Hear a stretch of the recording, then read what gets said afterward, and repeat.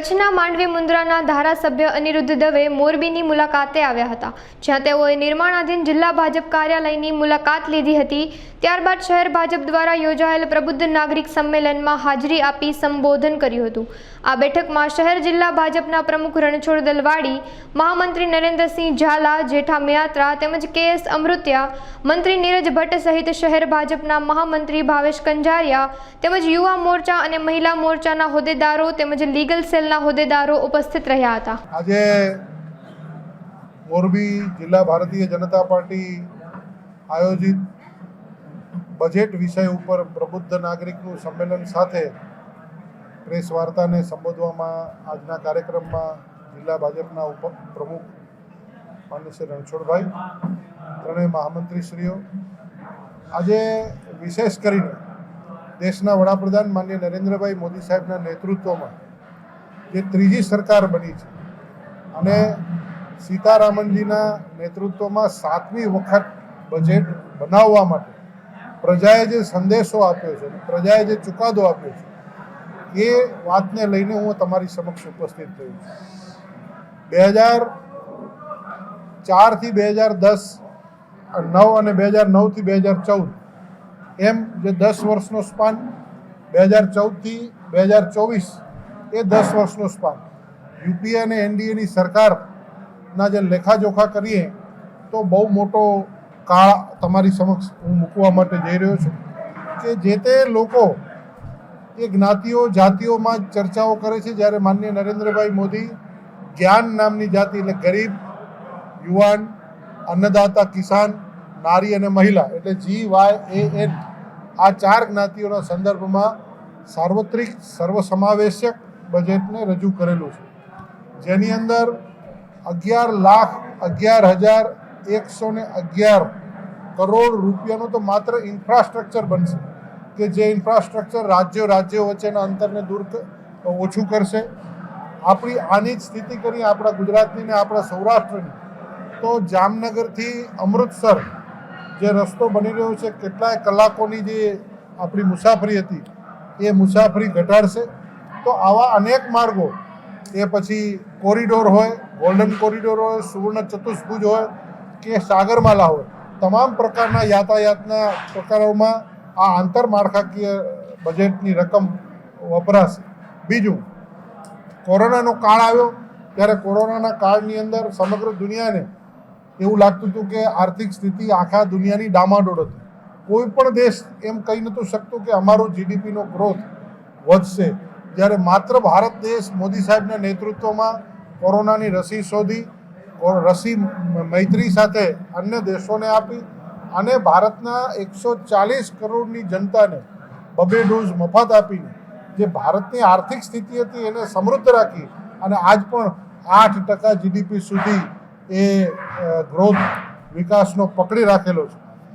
આખા દેશની અંદર જે આ વખતનું જે બજેટ છે એ કોઈ પણ ક્ષેત્ર હોય, એ કલા ક્ષેત્ર હોય, રમતગમતનું ક્ષેત્ર હોય, સ્પેસ હોય, અંતરિક્ષ હોય કે અન્ય કોઈ આત્મનિર્ભર ભારતના સંદર્ભનું આ બજેટ છે।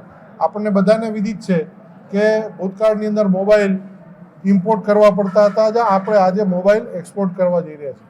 આવનારા દિવસોમાં આ બજેટમાં EV અને હાઇડ્રોજન પાવર માટેના સંદર્ભમાં, ગ્રીન ગ્રોથ કવરેજ ઉત્પન્ન થાય એના માટેના સંદર્ભની અંદર બહુ મોટું રોકાણ ભારતની અંદર આવી રહ્યું છે ને એના માટેની વ્યવસ્થા દેશના વડાપ્રધાન માનનીય મોદી સાહેબના નેતૃત્વમાં થવા જઈ રહી છે। ત્યારે એ આવનારા દિવસોમાં આત્મનિર્ભરતા તરફ આપણને આગળ દોરી જશે। એક ફિગર તમને હું આપું છું કે આત્મનિર્ભર ભારતમાં 2013-14માં જ્યારે મોદી સાહેબે સરકારનું સંચાલન સંભાળ્યું, નેતૃત્વ સંભાળ્યું, ત્યારે 2013-14નું બજેટ હતું 16 લાખ કરોડ અને આજે 24માં બજેટ છે 48 લાખ કરોડ। 10 વર્ષની અંદર 4 ગણું બજેટ વધ્યું છે। કેપિટલ એક્સપેન્ડિચર, બજેટ તો બન્યું પરંતુ એક્સપેન્ડિચર જે છે, તો એક્સપેન્ડિચર જે ખર્ચ છે એના ઉપર પણ હું તમને ધ્યાન આકર્ષિત કરવા માગું છું કે 2004ની અંદર જ્યારે યુપીએની સરકારનો પ્રારંભ હતો, યુપીએની સરકારે 2004માં 90,000 કરોડનું બજેટ કર્યું અને 2014માં 2 લાખ કરોડનું એક્સપેન્ડિચર કર્યું। એટલે કે ઓલમોસ્ટ 2 ગણું કર્યું. જ્યારે 2024ની અંદર 11 લાખ કરોડ એક્સપેન્ડિચર થયા છે, એટલે કે 5 ગણા. 10 વર્ષમાં 2 ગણા અને આ 10 વર્ષમાં 5 ગણા એક્સપેન્ડિચર કરીને બતાવ્યું છે. એટલે કહેવાનો ભાવ છે કે બજેટમાં ક્યાંથી રૂપિયો આવશે, ક્યાંથી રૂપિયો જશે, એની સમગ્ર વ્યવસ્થા લોકોના ઉપયોગમાં થાય એના માટેની આ વ્યવસ્થા ઉપયોગ કરી ગરીબ માણસનું પણ ધ્યાન રાખ્યું છે. યુવા વર્ગની અંદર જે નવો કામ કરવા માગે છે તો એનું પણ ધ્યાન રાખ્યું છે. એક્સપોર્ટ કરતા યુનિટો છે, મોરબી જિલ્લાની અંદર ઘણા બધા એવા યુનિટો છે, તો એને PLI સ્કીમનો પણ લાભ મળે, એમાં પણ 5%ની રાહત આપણે માનનીય મોદી સાહેબની સરકારે આપેલી છે. એટલે કે ઉદ્યોગકારોને પણ ફાયદો થવાનો છે. આવું સર્વસમાવેશક બજેટની રચના નિર્મલા સીતારામનજીએ મોદી સાહેબના નેતૃત્વમાં કરી અને આપણા સમક્ષ મૂકેલી છે. આપ જે વાત કરી રહ્યા છો કન્ટેનરની અવેલેબિલિટીની, કન્ટેનરની અવેલેબિલિટી આંતરિક સુરક્ષાઓના સંદર્ભમાં જે રસ્તો દરિયાઈ રસ્તો હતો એ વિદેશના જે અમુક જે દેશો છે એ દેશો વચ્ચે આપસી યુદ્ધ થઈ રહ્યું છે, એને કારણે ત્યાંથી સુરક્ષાનો માર્ગ બંધ થયો છે. એટલે કન્ટેનરને ફરીને આવવું પડે છે, એટલા માટે ભાડું વધાર્યું છે. નહીં કે ભારત સરકારનો આમાં કોઈ રોલ છે. આમાં કોઈ ભારત સરકારના કારણે કન્ટેનરના ભાડા વધ્યા હોય એવું વિષય નથી, પરંતુ ભારત સરકારે આ બધી સમગ્ર બાબતોની અંદર ચિંતા કરીને MSME ચલાવતા ઉદ્યોગોને એના લોનની અંદર રાહત આપવાના, એના લોનના વ્યાજની અંદર રાહત આપવામાં, લોનની અંદર ગેરેન્ટર બનવામાં કે PLI સ્કીમનો ઉપયોગ કરવામાં લાભ આપવામાં આવ્યો છે. GST એ સમગ્ર દેશની GST કાઉન્સિલનો વિષય છે. દરેક રાજ્યના મુખ્યમંત્રી, દરેક રાજ્યના નાણામંત્રી સાથે મળીને ગવર્નિંગ કાઉન્સિલ ચલાવે છે અને એ GST ગવર્નિંગ કાઉન્સિલમાં આવે છે અને એ ગવર્નિંગ કાઉન્સિલ સાથે મળીને નિર્ણય કરતો હોય છે. એ GST પેટ્રોલિયમ, જેમ પેટ્રોલ અને ડીઝલ છે એ પ્રકારેની ચર્ચા એમાં ચાલી રહી છે અને જ્યારે ચર્ચા સંપન્ન થતી સર્વસંમત થશે. અત્યાર સુધી લગભગ 80થી વધારે નિર્મલા સીતારામનજીના નેતૃત્વમાં GSTની કાઉન્સિલની બેઠકો મળેલી છે અને એ બેઠકોની અંદર સર્વસંમતિ નિર્ણય લેવાતા હોય છે.